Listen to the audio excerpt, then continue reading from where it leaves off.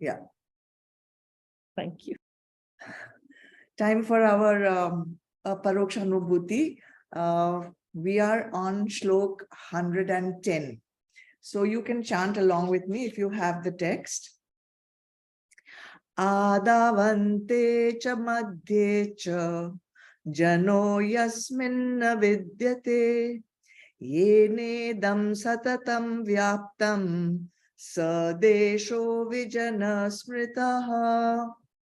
Translation: that state is space wherein the universe never is, either in the beginning or in the middle or in the end, but which pervades all these.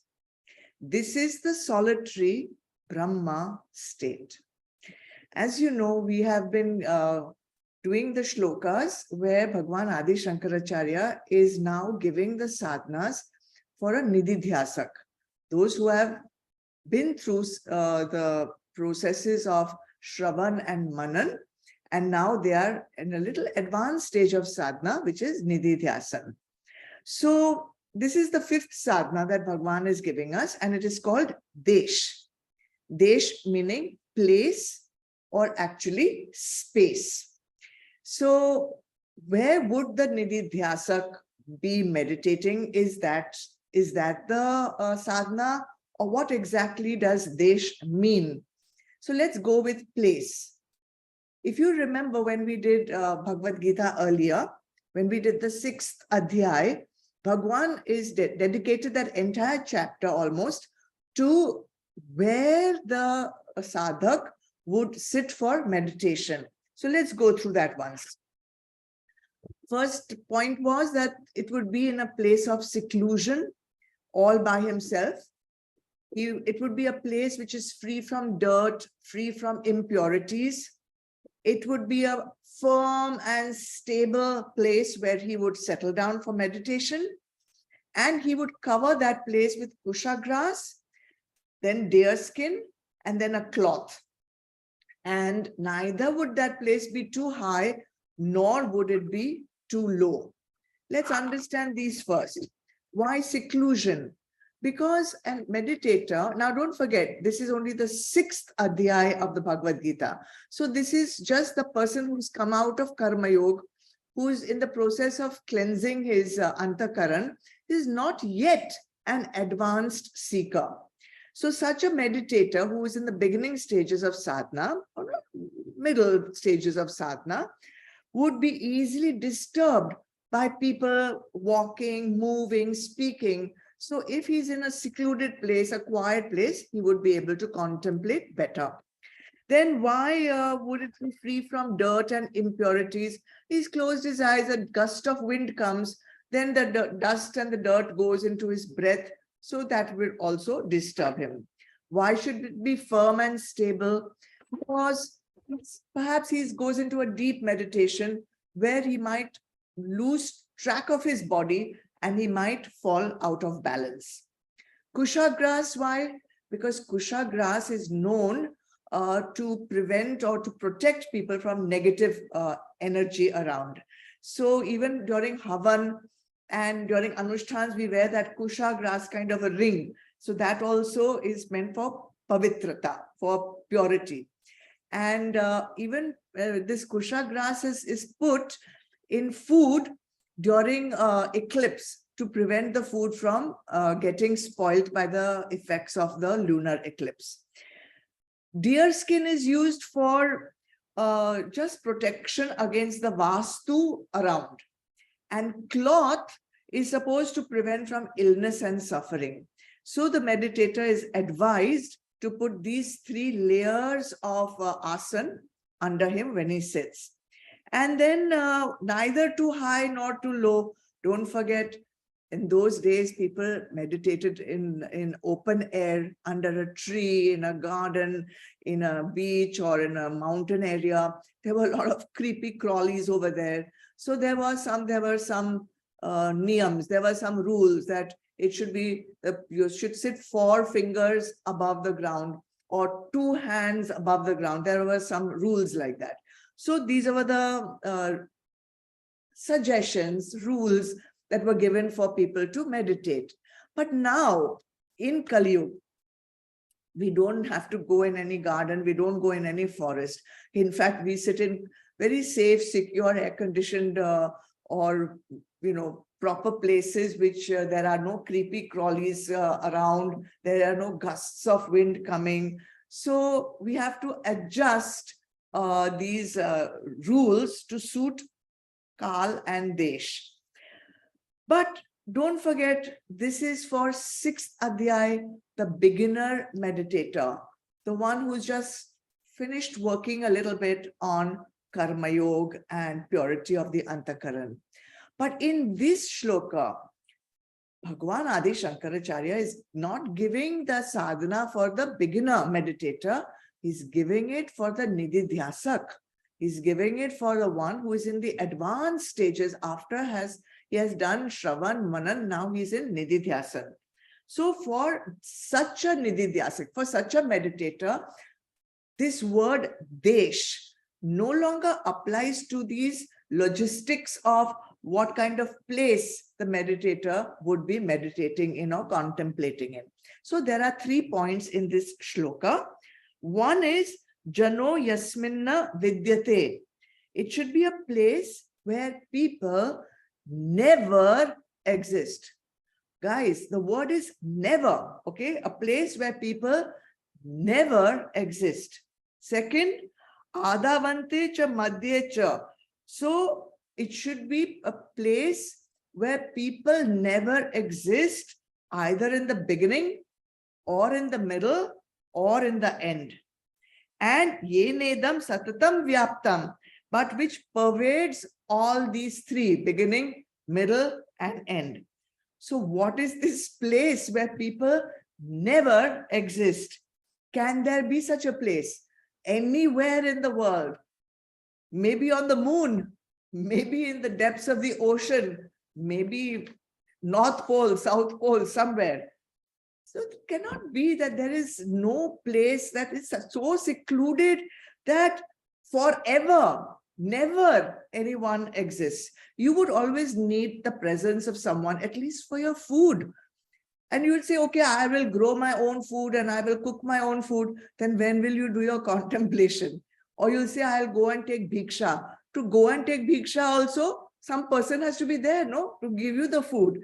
So this obviously doesn't mean what Bhagwan is trying to say. Let's understand the operative word here is never. There is no place where never anyone exists except one place.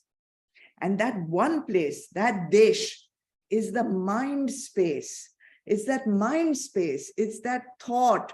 It's that belief. It's that nishtha where you are established in Brahma. That is Desh. That place, and in the shloka, there are 2 words. One is Jana and one is Vijana. Jana means the whole universe is there. But Vijana, where no people are there, then who is there? Only Brahma. Now, what exactly does it mean? It means that the Nididhyasak, when he's contemplating, he's in a place where nobody ever exists. Of course, in the mind, though, nobody ever exists. But it is more than just that. In his mind, he has the firm nishtha that there is no other. There is only Brahma. And he's quite clear that there is no BMI. Everything is Brahma only. So no other person can ever exist. And that's the meaning of a place in the whole world where never any people exist. Vijanaha. That firm nishtha is there. The Nididhyasak is contemplating with the firm nishtha that everything, sarvam khalvidam Brahma. There is nothing but Brahma. There is no other. And that is the sadhana of the Nididhyasak. You don't have to go away to any solitary place. You don't have to go into the mountains. You don't have to go anywhere in the forest. Why? Because even if you'll go there, you'll be taking your mind with you over there until and unless you have that firm nishtha, Jagat is mithya. People are not BMI. Everything and everyone is only Brahma, a place where never any person exists. Okay. You might say that why do yogis then go into the caves and meditate? Why do they go into some solitary place and meditate?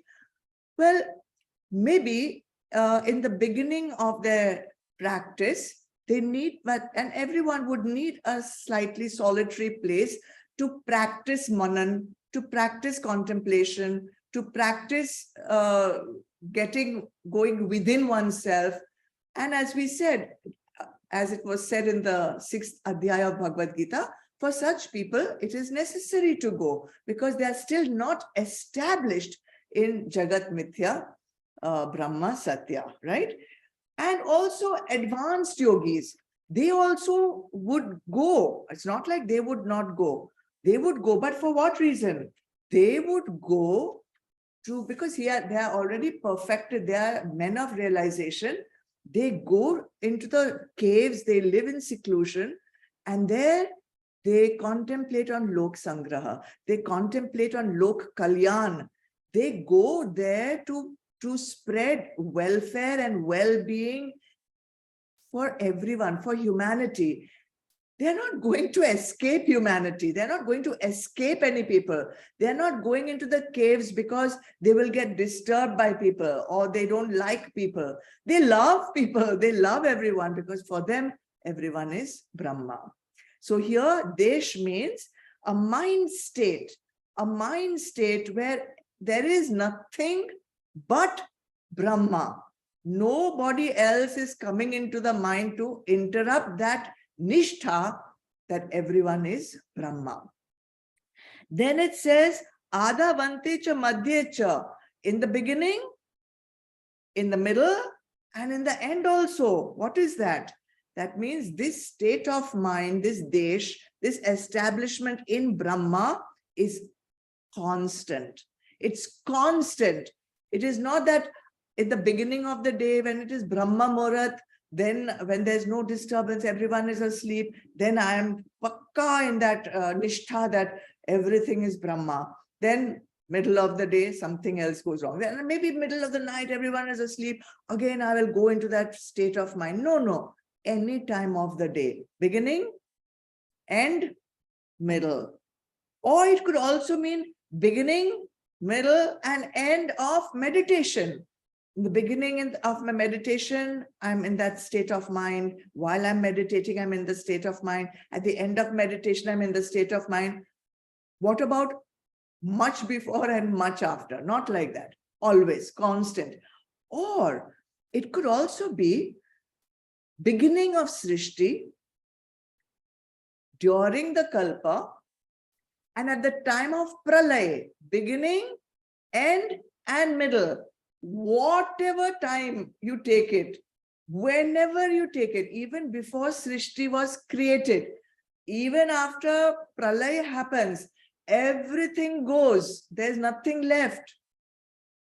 Brahma still pervades all these three states. That is the meaning of the last thing, ye nedam satatam vyaptam.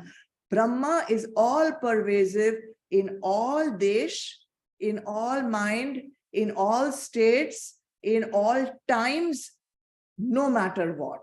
So this is the beautiful meaning of desh for a nididhyasak, the fifth sadhana of a nididhyasak. There is no other. I have that firm nishtha in my mind. I'm clear about it. Jagat Mithya, Brahma is Satya, and there is no other. There is no other. The only truth is Brahma, and that truth, everything is Brahma, is established firmly in my mind in all times, constantly. There is no other thing in my mind for a nididhyasak. Okay? So till that time, people are discontent with their desh. People are discontent with where they exist, where they live. They're always running to look for peace. They are running away from disturbances. They feel that they need a solitary place where they can meditate. Sure, they can. But that is not the state of a nididhyasa. That is the state of a beginner one who is going to maybe get established in nididhyasa after some time, after some practice. So that is Desh. Next Thursday, I will tell you the 6th sadhana for a nididhyasak according to Bhagwan Adi Shankaracharya. Okay.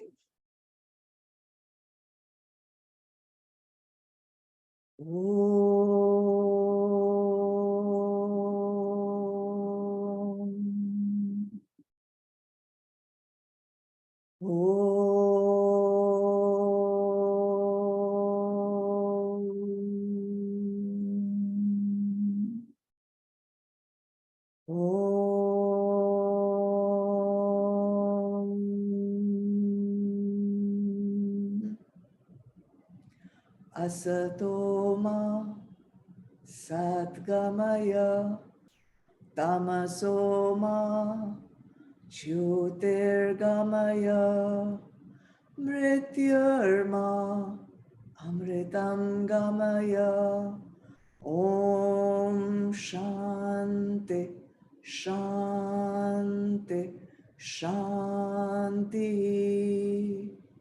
Om Purnamada Purnamidam Purnat Purnamudachyate Purnasya Purnamadaya Purnameva Vashishyate Om Shanti Shanti Shanti Hari Om Shri Gurubhyo Namaha Hari Om Chidarpanam Jai Gurudev.